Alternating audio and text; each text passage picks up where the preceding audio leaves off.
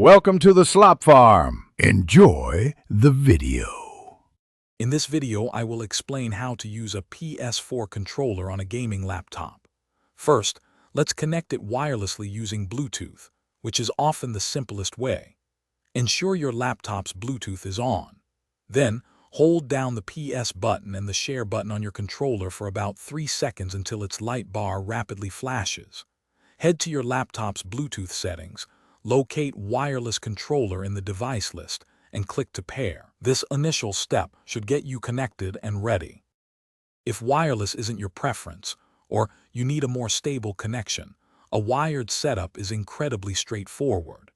Just take a standard micro USB cable, plug one end into your PS4 controller, and the other end into any available USB port on your gaming laptop. This method often provides lower latency, ensures your controller is always charged, and is perfect for a plug-and-play experience without any extra steps or software. It's a reliable alternative. To unlock your controller's full potential and ensure compatibility with a broader range of PC games, we highly recommend installing DS4 Windows software.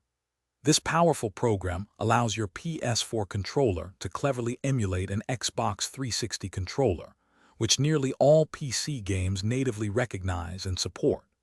After downloading the latest version from a reputable source, follow its simple on-screen instructions for installation. It's a crucial step for seamless gameplay and personalized settings.